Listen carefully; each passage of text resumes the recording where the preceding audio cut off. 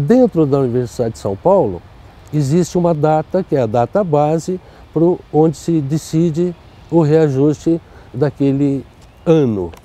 Em primeiro lugar, a gente tem que falar que deveria ter tido uma negociação entre a reitoria e todos os segmentos da universidade. E não houve essa negociação. A principal reivindicação nossa, do pessoal da USP, seria o quê? Lógico que não ao 0%.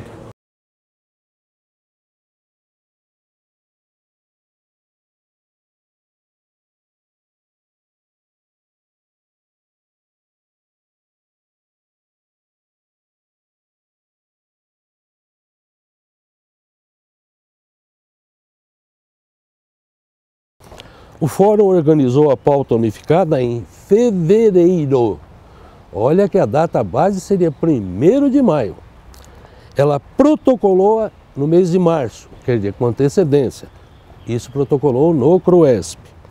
Propôs que as reuniões de discussão ocorressem em abril, para que em 1º de maio já tivesse tudo decidido.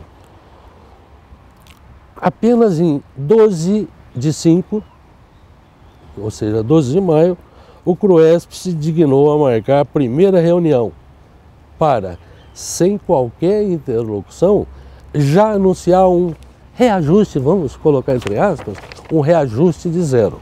Esse 0% não é só 0%, é menos 7%. Por quê? À medida que você não repõe uma infração, você já não repõe as percas nem históricas. E essas percas históricas respondem no próximo do ano como mais percas ainda. Eu acho que a greve nesse momento ela é inoportuna. É legítimo que todo trabalhador na sua categoria queira minimamente repor as perdas que hoje nós sabemos que existe uma inflação no nosso país, mas há de convir que o nosso reitor assumiu agora em janeiro. Até então ele não tinha, e como ninguém tinha, um conhecimento claro de como estava a saúde financeira da universidade. A gente enxerga isso de duas maneiras. Uma má administração, por conta de vários reitores, não é só o Rodas. Hoje acusando-se o Rodas por ser o último reitor e até o próprio reitor assumindo agora, acusando o outro reitor em qual ele fazia parte de muitas das endossações de planos que passavam pelo Rodas, ele endossava embaixo como concordando com esses acordos. Então, e fora alguns outros gastos que foram às vezes desnecessários, como, por exemplo, um aluguel de frota de carro, sendo que os carros da USP estavam em ótimas condições para continuar rodando.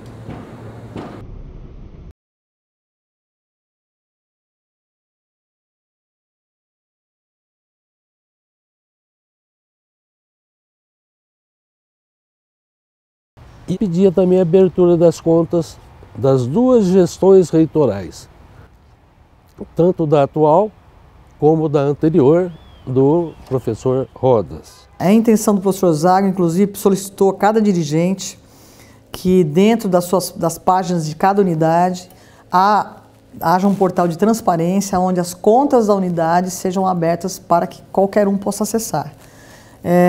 Está havendo assim alguns ajustes para que isso possa ser, inclusive eles estão colocando assim um template, uma base para que seja semelhante em cada unidade, para não ter diferenças. Por isso que ainda nós não implantamos inclusive da FOB, mas já estamos trabalhando para isso.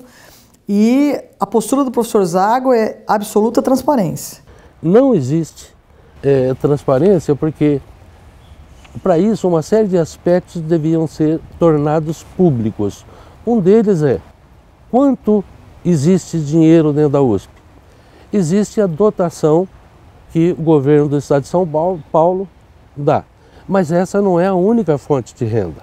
Fora isso, existe também algo chamado uma receita própria da USP. Alguns institutos, por exemplo, prestam serviços e recebem dinheiro. Esse dinheiro vai para a Universidade de São Paulo, é a receita própria. Existe uma série de modos pelos quais o dinheiro é canalizado para a USP. Tudo isso está mostrado, está contido em documentos que existem dentro da Universidade de São Paulo. Entretanto, esses documentos não são públicos, ou não são, deveriam ser públicos, deveriam ser tornados públicos.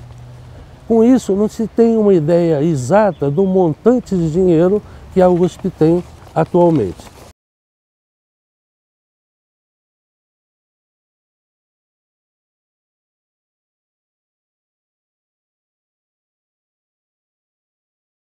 Que o cerne do problema é a folha de pagamento, Então, obviamente que algumas saídas serão oferecidas, né? Mas ainda não há nada concreto. Estão se estudando.